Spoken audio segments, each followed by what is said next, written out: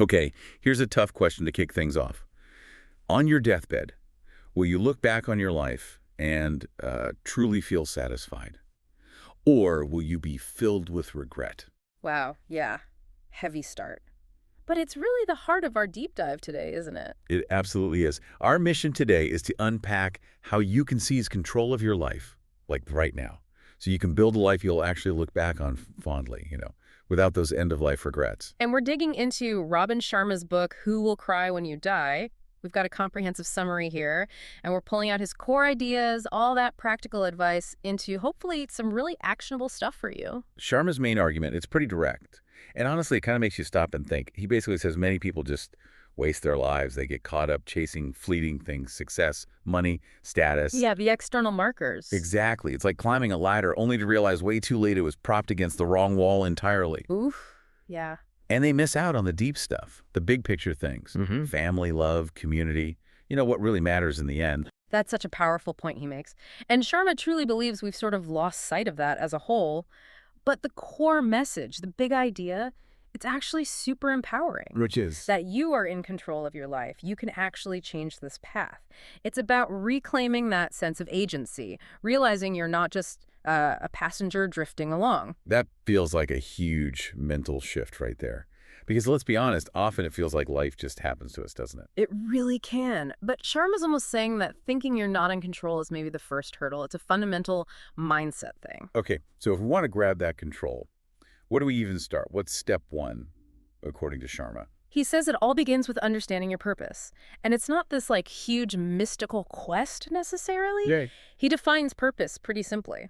It's that special ability you were born with, something you can use to make the world, a little bit better. It ties right back to having that internal control. Finding it, though. Sharma suggests asking yourself about your strengths, how you can use them for good. Sounds straightforward? Uh-huh.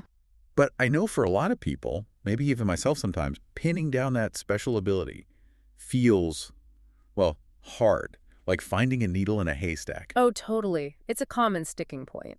And for anyone feeling blocked there, the short form notes actually had some great additional thoughts. Oh, yeah. Like what? Well, things like reading poetry or fiction. Sounds a bit random maybe, but it can actually unlock new ways of thinking, help you connect with ideas or feelings related to your purpose. Interesting. Yeah. Poetry. Or maybe, more concretely, finding purpose by helping people who face similar struggles to your own. Yeah. So, say you've battled anxiety. Maybe your purpose involves helping others navigate that, turning your struggle into a strength for someone else. Okay, that makes a lot of sense, using your own journey. But this whole idea of purpose, it puts the responsibility squarely on us, doesn't it? It does. Which brings up that tricky question. How much control do we really have? Or maybe, how much do we feel we have? Especially when things go wrong. What about that internal side of things? Right, and that's where this concept of locus of control is so relevant. Sharma's really pushing for shifting towards an internal locus. Explain that a bit more. Internal versus external. Sure. So an external locus means you feel like outside forces your boss, the economy, bad luck, whatever, dictate your life. You're sort of at the mercy of things. Okay. But an internal locus, that's when you take ownership. You believe you have agency, that your actions matter, and crucially, you see failure not as like the end of the world, but as feedback, a chance to learn. So it's about taking responsibility, basically, believing you can influence outcomes. Exactly. That mental shift is fundamental for actually taking control. Without it, the rest is much harder. Got it. So let's say you start thinking about your purpose. You're working on that internal locus. How do you keep that purpose alive day to day? Yeah. How do you stay focused? That's his first tactic, right? Yes, tactic 1, staying focused on your purpose. And his first strategy here is super practical. He suggests dedicating 30 minutes every morning to align yourself with that purpose. 30 minutes. Okay. Yeah, and it's not just about, feeling good for a moment. It's about consciously making sure your actions for the day are actually going to serve that bigger why. And how do you do that alignment? Is there a tool? He recommends having a written set of personal principles, like a document listing your core values, your guiding precepts, something you actually look at and reflect on each day. A personal mission statement, almost. Yeah, your personal constitution, maybe. It acts like a compass for the day ahead. Now, Sharma's famous for his morning routines, like the 5 a.m. club. But 30 minutes, or even the full hour he talks about elsewhere. That might feel pretty daunting for someone juggling, say, a crazy commute or little kids. Yeah. Is it all or nothing? That's a fair point, and I think the principle is the key thing here, consistent daily alignment. Even if it's just 15 or 20 minutes of real focused reflection, not just scrolling news that can still be incredibly powerful, it's the intention that matters most, maybe more than the exact duration. Okay, that's reassuring. It's about the quality, not just the quantity. Right. And beyond the morning routine, his second strategy for staying focused is setting goals. Lots of them. He calls them bite-sized chunks of your purpose. Bite-sized chunks, I like that. It makes it less overwhelming. Totally. So you take your big purpose and you break it down into smaller, manageable steps you can actually achieve. This gives you that feeling of agency, of making progress. Like, if your purpose is being a really present and caring parent, Mm-hmm. a bite-sized goal might be having one totally screen-free hour with your kid every single evening. Something concrete. Exactly. It makes the big vision actionable, translates it into your real life. Okay, so we're aligned in the morning. We have our bite-sized goals. But what about the rest of the day? You know, the mundane bits, the waiting in line, the commute. How do we stop just drifting through those moments? And that leads perfectly into tactic 2, living fully every day. This is about bringing intention and significance to every moment, even the ones that aren't directly about chasing your main purpose. Every moment. That sounds intense. It can sound that way, but it's more about quality than quantity, again. He argues you don't need grand gestures. A full life is often found in the small, everyday moments. Give me an example. His classic one is the supermarket queue. Instead of automatically pulling out your phone and scrolling. Guilty. Definitely guilty. Yeah, me too sometimes. But instead, maybe you strike up a quick chat with the person behind you. Or you just notice a little kid smiling. Or the way the light hits something. It's about being present and engaged rather than checked out. Finding meaning in the mundane. Reclaiming those little gaps in the day. Exactly. Don't just let them evaporate. And this flows really naturally into tactic 3, which is being mindful. Okay, so how is mindfulness different from living fully? They sound quite similar. They are related, for sure. But the nuance, as the short form notes point out, is maybe this. Living fully might involve doing something different, like starting that conversation. Mindfulness is more about your internal state, simply being fully present and aware of whatever you are doing right now. So focusing completely on the task at hand, whether it's writing a report, washing dishes, or listening to someone. Precisely. And Sharma argues that by doing this, by being truly mindful, you execute things better. You gain more control over your actions and ultimately their impact. This sounds a lot like Cal Newport's deep work idea, doesn't it? Yeah. That intense, undistracted focus. Absolutely. There's a very strong connection there, especially in a professional context. That deliberate concentration is key to high-quality output and mastery, and Sharma applies that principle to, well, life itself. Right. But life isn't always about focus and flow. Sometimes things get difficult. Challenges pop up. How does Sharma suggest we handle those? That's tactic 4, right? Coping with difficulty. Yes. And his approach here is about handling challenges with grace. The core idea is to focus your mental energy only on what you can actually influence or improve in the present and the future. Not dwelling on past mistakes you can't change. Exactly. Letting go of what's done. It's about conserving your energy for what matters now. But mistakes happen. We mess up. How are we supposed to just not dwell on them? Well, he encourages a perspective shift. See mistakes not as failures, but as insights, as blessings even. Opportunities to learn and grow into a better version of yourself. Turn setbacks into lessons. Right. Avoid that unproductive cycle of just replaying errors in your head, what psychologists call rumination. Just keeps you stuck. Okay, so learn from mistakes, focus forward. But what if you feel overwhelmed or you just don't know the way forward? That brings us neatly to tactic 5, seeking help from others.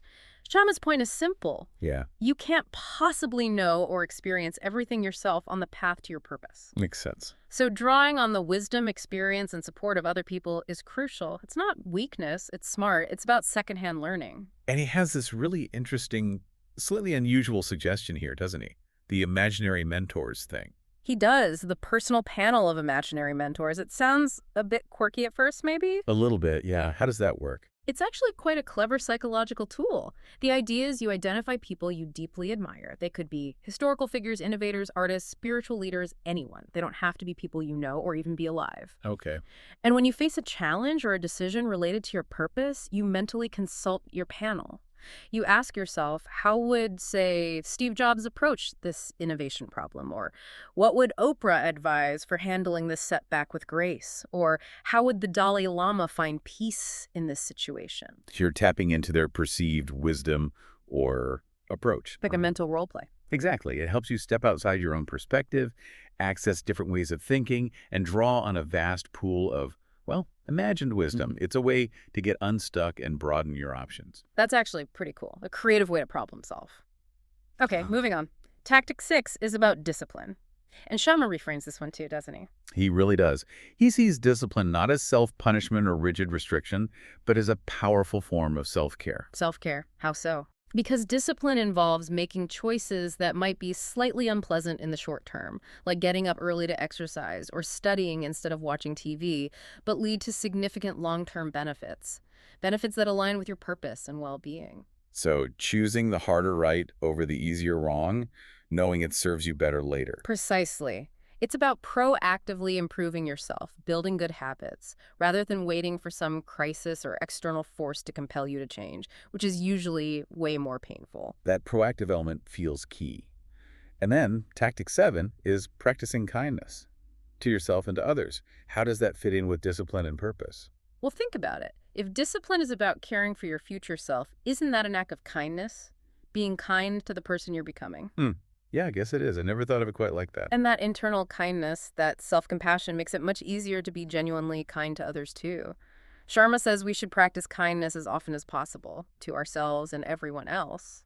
And how does kindness help you pursue your purpose? Well, if your purpose is in any way altruistic, helping others, contributing to the community, then how you do it matters immensely, right? Showing up with genuine kindness and compassion adds way more value than just going through the motions. Your attitude amplifies the impact. Definitely.